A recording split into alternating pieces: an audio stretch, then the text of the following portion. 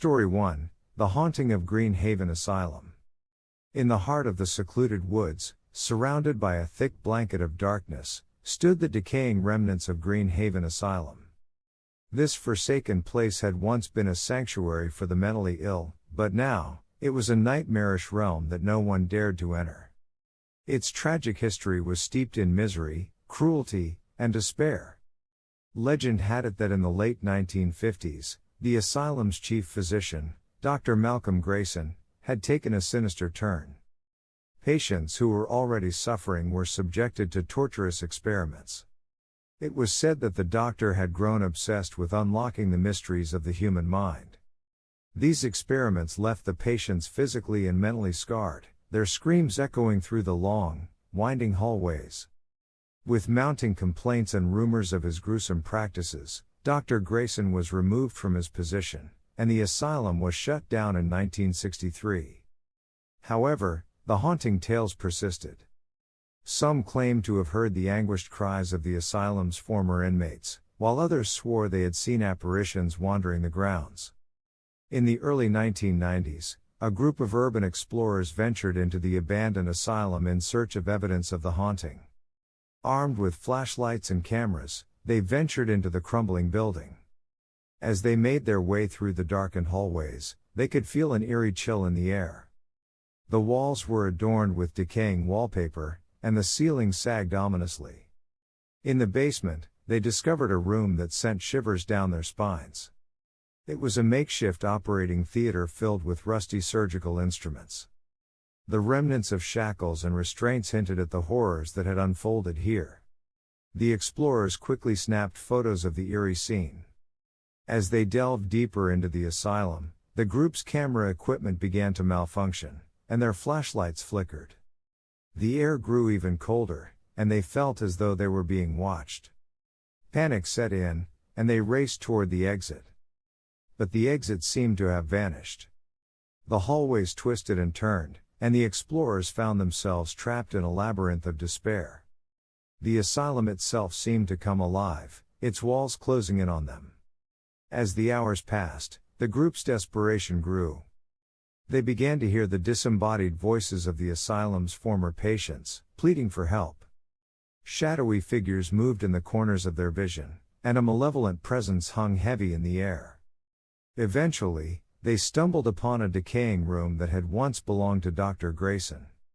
Inside, they found a diary that detailed the doctor's descent into madness and the torment he had subjected his patients to. It was as if the asylum itself was forcing them to confront the horrors of its past. Finally, after what felt like an eternity, the explorers managed to find the exit and escape the asylum's clutches. They vowed never to return, but the nightmares that haunted them persisted. To this day, they are convinced that the tortured souls of Green Haven Asylum still linger in that forsaken place, waiting for the next unwitting soul to cross their path. Story 2, The Whispering Walls of Willowbrook Manor. Willowbrook Manor, an opulent mansion built in the late 19th century, stood as a stark reminder of a dark and twisted past. Located on the outskirts of a small, quaint town, this grand estate was once home to the enigmatic and reclusive Willowbrook family. The legend surrounding Willowbrook Manor was one of greed, madness, and a curse that clung to the very walls of the mansion. As the story goes, Elias Willowbrook, the patriarch of the family, was rumored to have made a Faustian deal to attain unimaginable wealth. However, his newfound riches came at a steep cost. A malevolent entity plagued the Willowbrook family for generations. In the late 1920s, the final Willowbrook heir, Victoria, was said to have gone mad, locked away in the manor's attic.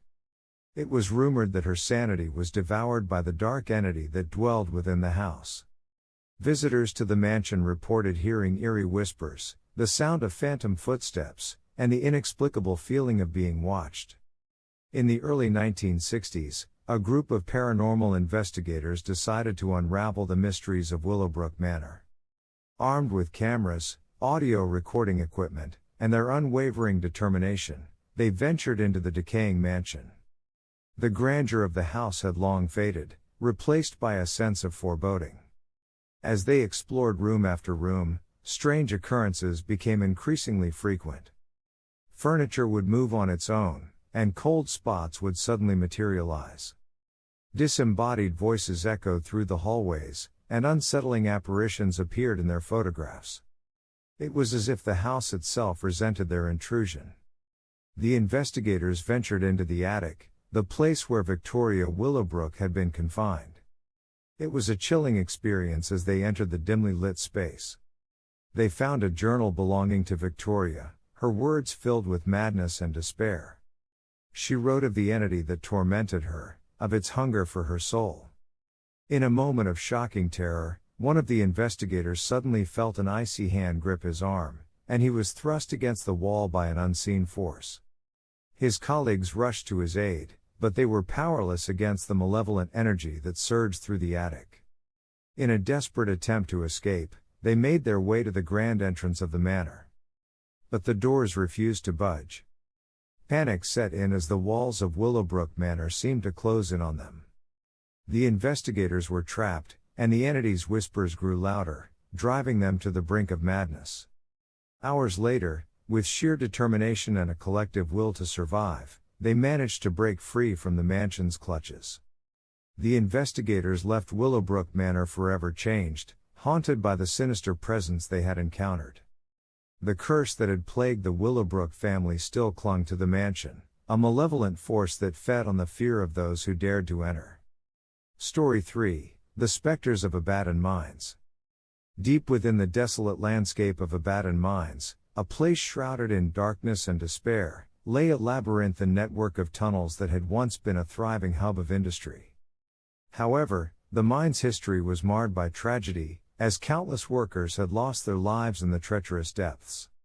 In the late 1800s, a massive explosion had ripped through the heart of the mine, claiming the lives of dozens of miners.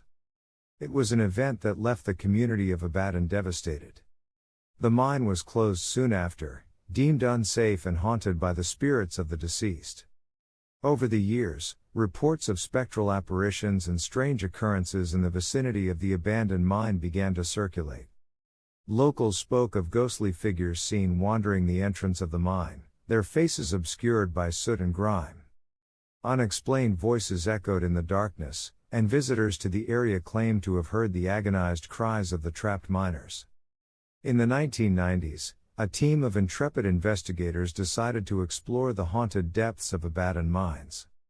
Armed with flashlights and equipment to capture paranormal phenomena, they descended into the eerie tunnels. The walls of the mine were damp,